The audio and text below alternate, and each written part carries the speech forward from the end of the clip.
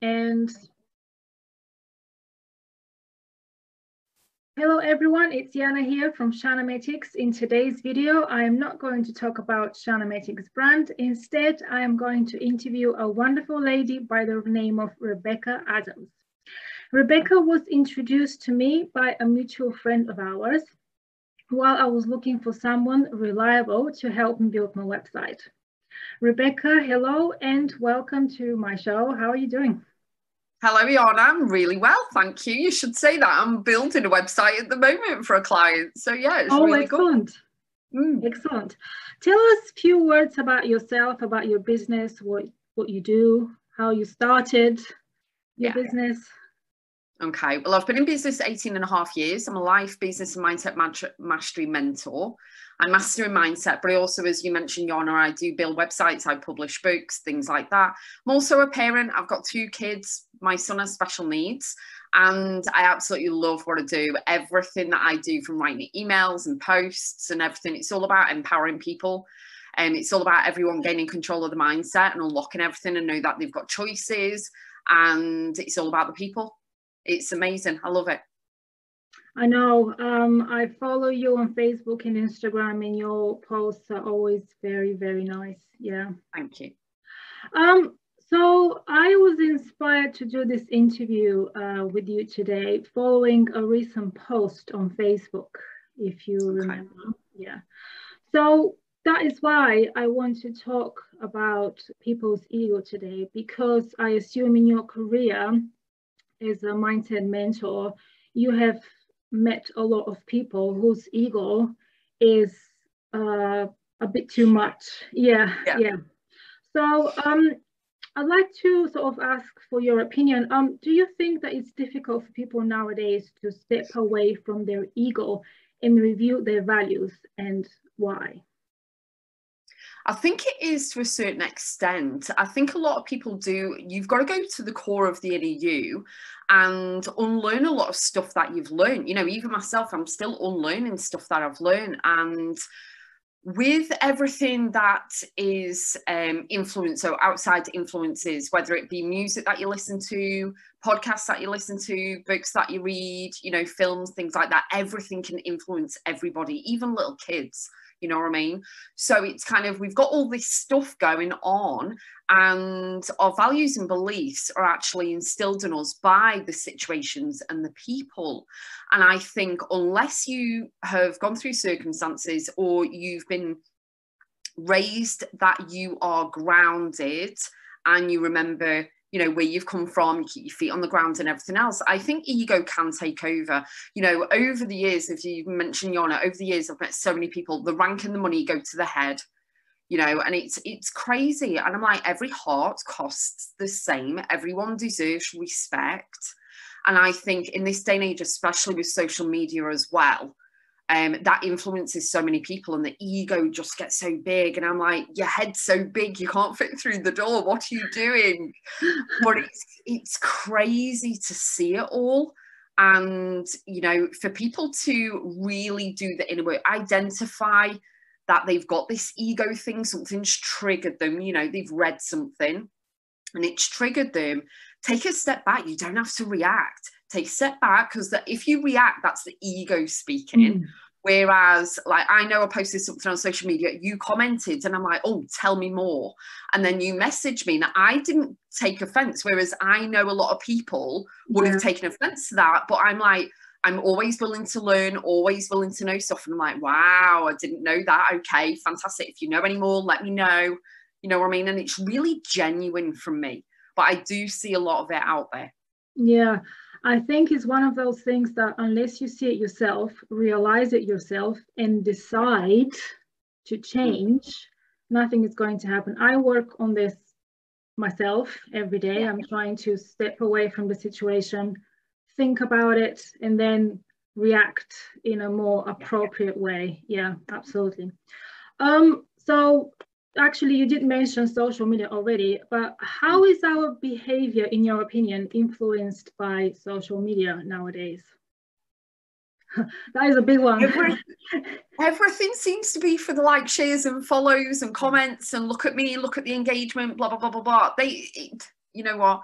it doesn't, likes and that don't make money in the bank, do they? You know what I mean? It's really connecting with people, getting out your own way, stop with this ego thinking people are better than themselves, and really stepping into who you are, diving deep, going into who you are as the person, and then building solid, proper relationships so that you can earn money from clients and customers and everything else. But the influence would be, a lot of people get really angry online. They start having debates. They forget they're being keyboard warriors sometimes. And you need to go, wow, would you say that to someone in the street? You know what I mean? And sometimes they just rage, and I'm like, oh my goodness me, I'm reading it and I'm like, no, go past that or come off, you know what I mean? Because it can actually trigger something within yourself, that the ego speaks, or you get angry, or, you know, you comment and then someone else comments, and then you, next minute you're in a full-blown argument online. Do you know what I mean? And people forget who they are. They're just in the moment being influenced by the negative, I'd say. Because negative takes over from the positive, I think. And there's so much, you know, it's not social media, it's the actual people using it, I think. But, you know, yeah, it's social media influences a lot. You know, what music you listen to, you know, and I've seen people get quite angry and forget their manners. My nan used to say they need to go to charm school and remember their manners and show some respect, because no one knows what goes on behind closed doors. Anything can be written and taking it out of context as well. And then the ripple effect from that would be, you don't know really what that person's going through or how they're going to take what you've written, you know? Yeah, true. I also think that people are somehow braver on social media. They wouldn't necessarily express themselves honestly into your face. Yeah. And I think this is a part of the whole ego learning curve, I would say. You know, we need to sort of step away from social media as well and talk to each other face to face more. And maybe this is going to help us to grow spiritually and more and emotionally. Definitely. As I said, it's keyboard warriors behind a screen, think they can just tap away and things like that. And it's like, actually, you know, you're being disrespectful and your opinion isn't gospel. Everyone's got choices and, you know, they've got their own stuff going on. They'll make their own decisions on stuff, you know? Yeah, absolutely. What do you think we need to do if we are ready to step away from our ego and grow spiritually or emotionally? What do I think? Yeah, in your opinion. In my opinion, I think everyone should be doing that, you know, really have a look at what techniques can be used to really, you know, push yourself towards spiritual, whether you're religious or spiritual or however you define it, you know what I mean? And really go within yourself in order to, the main goal is happiness for everybody. To be happy, to be content, to be at peace. We're not here to be raging and arguing and being angry. And it really is paramount that everyone gets to that level. Yes, you've got to work at it. Yes, find out what techniques work for you, like yoga, meditation, journaling, you know, going for a run, going to the gym, you know, going out with the kids, doing whatever lights you up. But I think if people sway more towards more of that, you're going to be more mindful, you're going to be more respectful, you're going to be more at peace and happy within yourself and content as well, so that you don't feel as though you've got to feed or be fed by social media, which then can counteract your emotions and the way that you're thinking, your actions and everything else. So I think a lot of people need to move more towards that, definitely. Can you recommend any techniques that can help us to turn the negative impact of our ego into positive? EFT. Definitely. Yeah, I never got into this. I watched your one of your courses and you talk about it in one of the modules, but I don't know, I just never practiced it. No, it's okay. I mean, some people do EFT, some people actually don't like it. I do have other techniques as well. But, you know, with moving from ego, you've got to identify the ego things there first, you know what I mean? And then obviously go, well, actually, this feels icky. I want to shift away from that. What can I do? So EFT is emotional freedom technique. It's just tapping on certain points on the body and, you know, talking mantras and things like that. Like, even though I feel as though my ego is taking over, it's not what I want to do. I deeply and completely love and accept myself, and I know the universe has got my back, or whatever you want to say. So using techniques, you know, affirmations and techniques like that can be used during EFT. Another one could be journaling. Journal it out. You know, writing in your own handwriting. I know a lot of people are teching, they've got all these devices. I'm old school, it's notebook and pen for me. So yeah, I write everything out. And, you know, write down your emotions. You know, it's not as if you're back being a teenager again. It isn't. Because it's more of, it's helping you to kind of release everything on the paper. Do you know what I mean? So kind of switching away from, okay, this is annoying me. You know, what can I do to do this? Another one could be talk to a friend. You know, keep your inner circle really, really tight, but trust in someone who you can actually rant and rave off to, and then actually, you know, identify everything with yourself. Again, anything to do with sports, whether you go for a run, swimming, yoga, you know, you could do meditation, you could do, I do deep breathing, so the breath work, anything, but it's what you tell yourself. So whatever you can do physically or anything is wonderful, but ultimately it is what you're saying to yourself. So come up with mantras, come up with, you know, anything that you're writing down, read it out once you've read it. You know, but anything that you do, it's basically your brain believes what you tell it. So if you keep telling yourself that you're releasing the ego, you know, focus on the positive side of, I'm releasing the ego, it's not going to take over from anything. I want to be grounded and humble and all of that. That's definitely what a lot of people do. Listen to music as well. You know, listen to Hertz music. There's loads of free ones on YouTube, and really get yourself into a place of, it's not about being on a pedestal and having an ego and thinking you're better than anyone else. Every heart costs the same. We're all going to die. We're all on a journey. Obviously, everyone's different and unique and stuff. But at the end of the day, it is all about, you know, making sure that you're feeling good about yourself. Yeah, absolutely. That is a very, very good advice. Yeah. Which leads me to my next question. Mental health is a very common subject in our modern world. In my opinion, one of the problems is that we give our power away too easily. Can you recommend mindset technique to claim back our power? Definitely.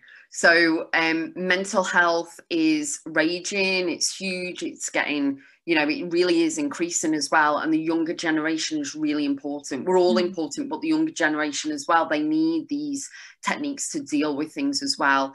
Belief clearing techniques are a way of really releasing stuff. But one that I've found, okay, and this is with my private clients that I've been finding over the years, is that they think that just listening to music or journaling and all this is just going to blanket cover it. Put that lid on that Pandora box and everything else. The one piece of advice that I'm going to give, and with this I'm going to say a disclaimer as well, is get someone, whether it's a psychiatrist or a doctor or a friend or a specialist or something, or someone who you really trust in your inner circle, to monitor whilst you're doing this, because it can, you know, emotions can come out. You're taking the lid off the box and you are diving deep with it. Is you really need to rip the band-aid off and the plastic, get the lid off, and really start to identify exactly where that core issue is, whether it be a parent, whether it be a circumstance, that horrific circumstance that you went through when you were a child. You can journal this out and stuff and then give it to someone to read if you don't want to actually tell them. But, you know, you've really got to identify, go to the core of it. There is no point in pretending that it's all going to disappear. You need to get to the core of it. And the one thing that I've found is that over the years, people aren't drug addicts or alcoholics for nothing. You know, people look at them, they judge them, you know, homeless people, oh, well, they did that to themselves. No, they didn't. There's something. There's a trigger point and a source. When you go back to that and you actually help them, whether they get counselling or whatever, really identify what that is. And that's where I said, get someone to help you because it's emotion.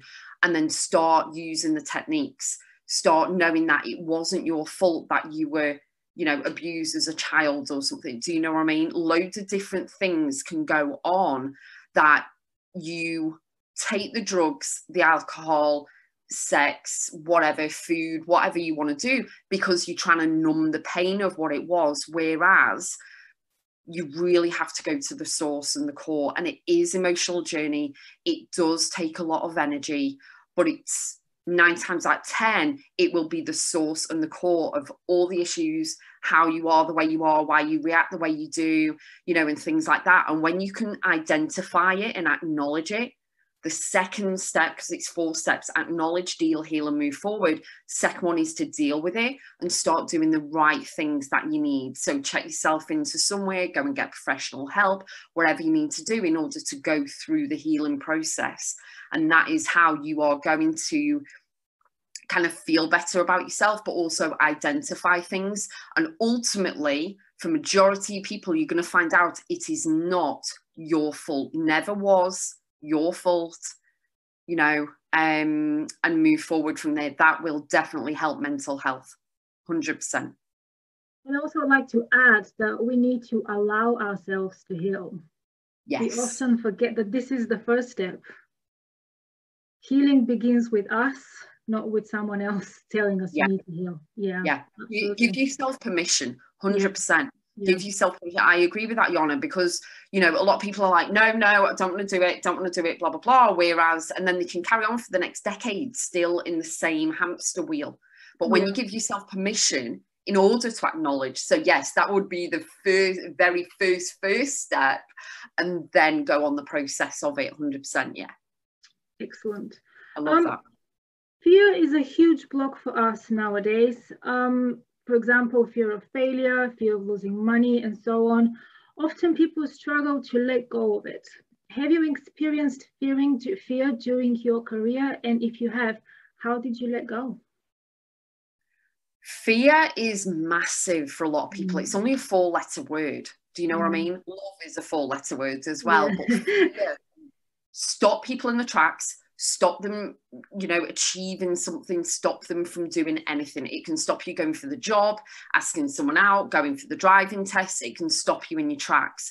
For me personally, I left school and joined the military. And then I left, had my son, took a year out, went back to work, and then I got married and moved down south in England. And because my son had special needs, I couldn't, you know, doesn't matter what's on the CV, I couldn't get a job, should we say. So I set up my own business, and that's where it came from. Fear for me back then was, where am I going to get my first customer from? What if people don't like the products? You know, how am I going to make the money from this? Is it going to work? You know, all of the regular questions going through your head. And every time, you know, over the years, once you get one, it's great. And then you want another and another and another. And as you grow the business, and my business has changed over the years as well, it's just, you really have to knock fear into touch and believe in yourself. As you said, Yana, give yourself permission first to put the business out there, to go forward with it. You're always going to have stumbling blocks and brick walls, and it's a case of you've got to get through them and really believe in yourself. Because when you've got the discipline and the confidence to believe in you and know that you're going to do it anyway, so everything, all the stumbles, like, move out the way, you have no fear of anything. But I'll tell you, the biggest fear that I have found, whether it be life or business, through clients, friends, family, whoever, is people fear what others are going to think about them or what they say about them. And I think when you can really dive deep, right, and get to that point of you really don't care because you're going to die, and number 2, you've got a path, a calling, a mission, a why, a legacy to uphold, you need to find what you're good at, find what you know, innate ability, whatever it is, and run with it, and do not let that fear overtake you. And if it does start talking, that little voice in your head, Just say, shut up, I'm not listening. I identify you there, but I'm not listening anyway. I'm going to do this, because you're going to change lives with your product, services, with your life, you know, even giving advice to other people, you know. Yeah. So procrastination, fear of not making it, like you said, you know, fear of failure or success or whatever it is, you know, is it going to work? Is it not going to work? Am I good enough? You know, all them questions still equate to the same thing. You need to forget about what people think and say, and you need to move forward, because you've only got one chance while you're here. Absolutely. I often say the only opinion that matters to me is my own. Yes. Because the thing is, we create our own fears. If we create our own fears, we can also destroy our own fears. Yes. So we have the power within us. We just need more practice to realize this. Yeah, definitely. Excellent. Do you have a message for the people who are watching this video, and how can people find you? People can find me at RebeccaAdamsBiz.com. And the message that I have to say to everyone is that life is so precious. You know, if you've got something deep in your bones, deep in your gut that you want to do, whether you've got, you know, your support network agreeing with you or not, just go and do it. You've got one chance while you're here. Ignite that dream of yours, whether it be go and play a piano, release an album, write a book, whatever it is, just go and do it. Because you don't want to live with regrets and what ifs. And obviously, you know, what I'm going to say is keep going always with everything. Yeah. Do not stop. Make it non-negotiable and move forward with everything. Yes, there may be stumbling blocks. Sometimes things take longer to do than you first anticipated. That's okay. Just keep moving forward in the goal, and know that the universe, or whoever you believe in, is guiding you. So if you go off in one direction, then kind of it diverts you on the other one, it's because you're meant to be on that path. You're meant to meet the people you meet. You're meant to, you know, go off in different directions, but you've got to really dig deep and find out what it is and just run with it and have fun. Because, you know, why not have fun in your business, in your life, in relationships and everything? It's all about having fun and enjoying it as well. We need to be open and ready to receive. Yes. Yeah. Always open. More of this. Yeah. And thank you. I'd like to also add that the only person that is stopping us from achieving our goals is ourselves. Yeah. So yeah, that's great. Rebecca, thank you very much for accepting my invitation. You are the first person I have ever interviewed. Yay! And I'm so glad that you were the first one. Thank you very much to everyone who's watching. I will include Rebecca's website in the description link below. Take care, and I'll see you soon. Bye. Bye.